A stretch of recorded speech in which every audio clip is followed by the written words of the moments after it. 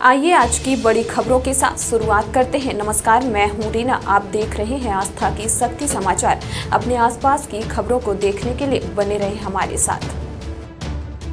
विंध्य प्रदेश के मऊगंज विधानसभा अंतर्गत हनुमना के ग्राम भुअरी में मथुरा वृंदावन से पधारे शुभांशु कृष्ण जी महाराज की कथा का आयोजन श्री राधा कृष्ण कमेटी ग्राम भुअरी के द्वारा 1 अप्रैल से किया गया है, जहां कथा के तीसरे दिन कथावाचक आचार्य शुभांशु कृष्ण जी महाराज के द्वारा तीसरे दिन की कथा में दक्ष प्रजापति यज्ञ का वर्णन किए। आचार्य श्री शुभांशु कृष्ण जी महाराज के द्वारा बताया गया कि माता सती के मायके में यज्ञ का आयोजन हुआ था, जहां माता सती यज्ञशाला में पहुंची थी, जहां पर सारे ब्रह्मांड के देवी देवताओं का स्थान था। सभी देवता पहुंच चुके थे। वहां पर शिव जी के लिए कोई स्थान नहीं था और भगवान भोलेनाथ एक चर्चा का विषय बने थे। वहीं माता सती को लगा कि यह तो भोलेनाथ का घोर अपमान हो रहा है। माता सती क्रोध में आकर यज्ञ कुंड में समाहित हो गई। यह खबर जब भगवान शिव जी को मिली तो भोलेनाथ बहुत ही क्रोधित हुए और क्रोध में होकर वीरभद्र जैसे महाशक्तिशाली योद्धा को भेजकर दक्ष के यज्ञ का विध्वंस करवा दिए। जब देवताओं के द्वारा शिवजी की स्तुति की गई तो शिवजी का गुस्सा शांत हुआ और पुनः दक्ष को जीवन दान मिला। इस तरह की कथा श्री राधा कृष्ण कमेटी ग्राम भुअरी में वृंदावन से पधारे हुए शुभांशु कृष्ण जी महाराज के द्वारा वर्णित की गई, जहां हनुमना क्षेत्र के दूर दूर से चलकर आए हुए श्रद्धालु की भारी संख्या रही। वहीं पूर्व विधायक सुखेंद्र सिंह बन्ना कथा में भाग लिए और कथावाचक शुभांशु कृष्ण जी महाराज का आशीर्वाद लिए। वहीं श्री राधा कृष्ण कमेटी के अध्यक्ष अर्जुन मिश्रा के द्वारा बताया गया कि विगत 3 वर्षों से लगातार ग्राम भुअरी में कथा कराने का अवसर प्राप्त होता है। वहीं क्षेत्र के सम्मानित लोगों के द्वारा कमेटी बनाकर सामाजिक कार्य के लिए कमेटी से निर्णय लिया जाता है। गाँव की सामाजिक कार्य में सभी ग्रामवासियों का सहयोग रहता है। क्षेत्र के सभी ग्रामवासी पहुंच कर मथुरा वृंदावन से आए हुए आचार्य शुभांशु कृष्ण जी महाराज के श्री मुख से कही जा रही श्रीमद् भागवत कथा का रस लिए। यहाँ श्री कृष्ण कथा चल रही है। यह कथा कब से चालू हुई और इसकी रूपरेखा क्या है, उस संबंध में आप तो हमारे दर्शकों को बताइए। जी, ये हमारी कथा सन 2023 में युवाओं को जोड़ने के लिए किया गया एक सामाजिक संगठन बनाया गया, ताकि हम लोगों से सब युवाएं जुड़े। पहले हमारे संगठन युवाओं को चलते बने, जो हमारे छोटे छोटे बच्चे हमारा साथ दिया और इस राधा कृष्ण कमेटी को चलाने के लिए हमारे जब देखे छोटे बच्चे ने ये काम करना जारी रखा, तब बड़े बुजुर्गों ने, हमारे बड़े शिक्षक, बड़े लोग मिल करके एक कमेटी बनाए और इस कमेटी का उद्देश्य है निरंतर धार्मिक कार्य करने का, कि धार्मिक कार्य करते रहें। किसी और जैसे जैसे पैसे आते रहें, हमारे कथा के अलावा अगर कोई काम पैसा बच जाता है तो किसी गरीब का अगर बीमार हो जाता है उसको हॉस्पिटल पहुंचाना है, और किसी के लड़की की अगर शादी हो रही है तो अगर गरीब है, पैसा कम रहा है, तो उसमें भी हम लोगों का सहयोग करने का ये इरादा है। इसलिए हमारा इस राधा कृष्ण कमेटी का ये योगदान है कि हम लोग जुड़ें, और अगर आप लोगों का सहयोग है तो निरंतर ये राधा कृष्ण कमेटी आगे की ओर बढ़ेगी, पीछे नहीं। यह कथा करवाने की प्रेरणा आपको कहाँ से प्राप्त हुई? ये हम लोगों की प्रेरणा, कथा एक जगह बैठ कर के 4 लोगों ने कथा का आरंभ किया। मैं ओम प्रकाश तिवारी और ये मेरे पास उपेंद्र मिश्रा और तुलसीदास यादव और ये शिव प्रसाद कोल, जो कि आज वर्तमान सरपंच हैं। 4 लोगों ने एक जगह बैठ करके, ऐसे हम लोगों के पास पैसा का तो अभाव था, लेकिन उत्साह के लिए भगवान ने प्रेरणा बढ़ाया हम लोगों का। अब प्रेरणा चल करके हमने कहा चलो श्री कृष्ण कथा होगी ही, तो ये सब लोग हम लोग आगे की ओर बढ़ना शुरू कर दिया, एक दूसरे से मुलाकात करना शुरू कर दिया और 2 लोग साफ सफाई करना शुरू कर दिए। इसी उपलक्ष्य में तत्काल ये कथा हम लोगों को। बहुत बहुत धन्यवाद ओम प्रकाश भैया।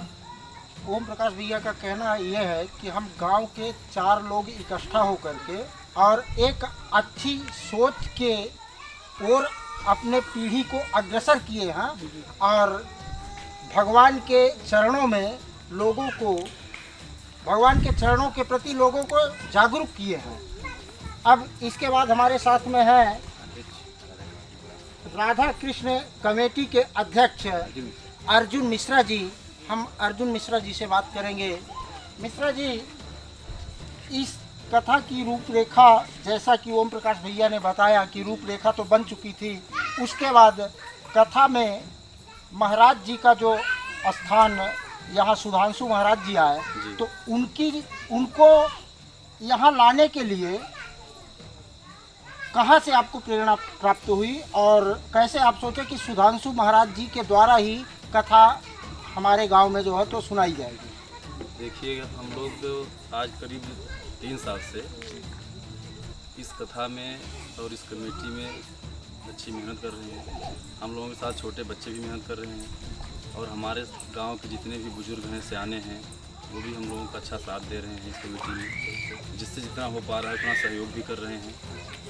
और सुधांशु कृष्ण महाराज जी को हम लोगों ने पहले, हम लोग क्या है कि जब कथा नज़दीक आ जाती है तो 2 महीने पहले से मोबाइल में हम लोग सर्च करते हैं जो अच्छे कथावाचक हैं, उसके बाद उनको लाना है यहाँ पर। तो हम लोग एक दिन सर्च कर रहे थे तो उसमें सुधांशु महाराज जी का नाम आया। तो हमारे कमेटी के संचालक ओम प्रकाश तिवारी जी, इन्होंने देखा और बताया कि सुधांशु महाराज हमारे क्षेत्र के अच्छे कथावाचक हैं, क्यों ना हम उनको एक बार यहाँ पर लाएं ताकि हमारे क्षेत्र के लोग भी ज़्यादा प्रभावित हों। हम बोले अच्छी बात है। इनकी कथा चल रही थी वहाँ पर अपने ढाबा में, गौतमा में। हम लोग 4-5 लोग कमेटी के आदमी गए, हम थे और उसमें हमारे साथी सोनू मिश्रा थे, पंकज मिश्रा थे, शिव प्रसाद आदिवासी थे, ओम प्रकाश तिवारी थे। हम लोग जब गए तो सुने तो बहुत अच्छा लगा हमको उनकी कथा। इन सब लोगों का मन हुआ कि उनकी कथा होनी चाहिए। हम लोग ठीक, फिर हम लोगों ने सबने पूरा कार्य प्रारंभ कर दिया, महाराज जी से संपर्क किया, कथा के लिए इच्छुक हुए। फिर हम लोग उनकी कथा की तैयारी करने लगे और आप सबके मतलब दुआओं से, पूरे गांव के सहयोग से, सभी के आसपास जो क्षेत्र के लोग हैं, हमारे पड़ोसी गांव के हैं, पूरे पंचायत के, सबने अच्छा सहयोग किया। और अगर इसी तरह का सहयोग रहा तो यह कमेटी निरंतर चलती रहेगी। और मैं चाहता हूं कि सभी देश से या प्रदेश से या गांव से, स्तर से, ब्लॉक स्तर से, रीवा डिस्ट्रिक्ट जितने भी लोग इसमें अगर जुड़ना चाहते हैं, उनका हार्दिक स्वागत, वंदन है, अभिनंदन है। आएँ। चलिए, धन्यवाद मिश्रा जी। जैसा कि आप लोग हमारे सुधांशु जी महाराज की कथा सुन रहे हैं और हमारे दर्शकों को और कुछ आप बताना चाहते हैं अपने कमेटी से संबंधित? हमारे इस ग्राम के और कमेटी के चेयरमैन आदरणीय राही मिश्रा जी हैं। हम राही मिश्रा जी से जानना चाहेंगे कि शेषमणि शर्मा उर्फ राही भैया के नाम से गांव में प्रसिद्ध है। आप शिक्षक भी हैं? नहीं, अब तो सेवानिवृत्त हो गए। अच्छा, सेवानिवृत्त शिक्षक हैं। इस कथा के संबंध में हम राही भैया से अपने दर्शकों को कुछ भैया क्या बताना चाहते हैं हमारे दर्शकों को? देखिए, समाज में समरसता लाने के लिए और महान मानवीय मूल्यों, नैतिक मूल्यों, आध्यात्मिक मूल्यों की स्थापना के लिए ये बालकों का प्रयास हमने देखा कि समाज में एक सद्गुण का विकास हो, समाज में आपसी सहयोग बढ़े। तो जब हमने देखा कि बालकों में बड़ी उत्कंठा है, इच्छा है, तो हमने इनका मार्गदर्शन किया और इस तरह से 17 मार्च 2021 से ये कथा का शुभारंभ हुआ। तो इस तरह से अनवरत तब से ये कथा वर्ष में एक बार इस कथा का आयोजन होता है। और इस तरह से हम ये देख रहे हैं कि नवयुवक मंडल में और इस तरह से यहाँ के लोगों में काफ़ी उत्साह है, काफ़ी सहयोग मिल रहा है और बड़े इच्छा से, बड़ी आकांक्षा से सब लोग जुड़े। सभी ग्रामवासी जो है तो जुड़े हुए हैं और महाराज जी की कथा सुनते हैं। हाँ। इसके बाद अच्छा, सुधांशु जी महाराज के बारे में और कुछ आप जो है तो जानते हैं? जानते हैं। अच्छा, हम ये तिवारी हमारे साथ में है ओम प्रकाश तिवारी जी।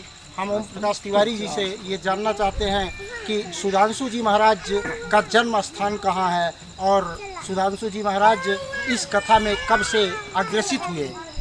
देखिए, सुधांशु महाराज जी का जन्म स्थान ये हनुमाना के बगल में ग्राम वहाँ जो कि शुक्ला जी हैं आप जी, और इनके पिताजी का नाम कल्लू शुक्ल है। और मैं इनके यहाँ मानस गाने के लिए गया। इन्होंने हमारे मानस को प्रभावित होकर के इनाम दिया। इनाम दे करके बैठ गए। इनाम देने के बाद इनका रूप रंग ऐसा लगा कि काफ़ी ज्ञानी हैं। और बोले आप कहाँ से आए हैं, तो मैंने बताया कि हम ग्राम भुअरी से आए हैं। ये कथा के बारे में हमसे हाल चाल करने लगे। क्या इस साल हरि गोविंद जो कि पहले के कथावाचक हमारे हरि गोविंद जो कि वृंदावन से आते थे, हमारे गांव के बगल के मिसिर गांव से यहाँ पर उन्होंने कथा शुरुआत किया। तो उन्होंने बताया कि इस साल तो हरि गोविंद दूसरे साल आए, लेकिन कथा कुछ कमज़ोर थी, सुनने को मिला। हमने कहा ऐसा कमज़ोर नहीं थी, लेकिन लोग होता है कि ज़्यादा देर देखने को किसी से मन उब जाता है। लेकिन मैं चाहता हूं कि इस साल कोई मंचासीन व्यास का बदलाव होना चाहिए। तो शुभांशु जी महाराज ने से मैंने वार्ता किया। उन्होंने कहा अगर हमारी कथा आपको पसंद आए, यूट्यूब में सर्च कर लीजिए, हमारे अगर पसंद आए तो हम चलो कथा कर देंगे। हमने कहा महाराज जी देखिए, हम लोग गरीब बहुत हैं, हमारे राधा कृष्ण कमेटी के पास कोई सरकारी आमदनी नहीं है, लेकिन ये है उत्साह है। वो राधा कृष्ण कमेटी के लोग उत्साहवर्धन हैं और राधा कृष्ण कमेटी जो चाहेगी तो कर लेगी। अगर आप चाहेंगे तो हम आपको मंचासीन जरूर बनाएंगे। और आप शुभांशु जी महाराज जो है तो कब से इस कथा की ओर अग्रसर हुए, इस संबंध में आपकी चर्चाएं जो है तो हुई? जी, हमको देखिए बहुत जानकारी तो नहीं है, लेकिन 3-4 वर्ष पहले से 2013 से लगभग मैंने सुनने में आया है कि 2013 से कथा प्रचलित है।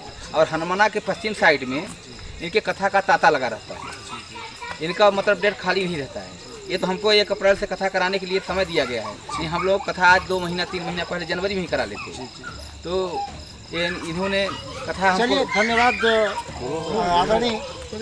हमारे क्षेत्र में कहें या कि विंध्य क्षेत्र में कहें कि एक से एक हस्तियां उभर करके सामने आ रही हैं। जैसा कि आप लोग सुधांशु जी महाराज के बारे में सुन रहे हैं कि सुधांशु जी महाराज विंध्य क्षेत्र के एक बहुत बड़े कथावाचक के रूप में उभर रहे हैं। अभी तक की खबर में इतना ही। आगे हम दिखाते रहेंगे आपको आपके आसपास की छोटी बड़ी खबरों को तुरंत देखने के लिए हमारे चैनल को सब्सक्राइब करें और जुड़े रहें हमारे साथ।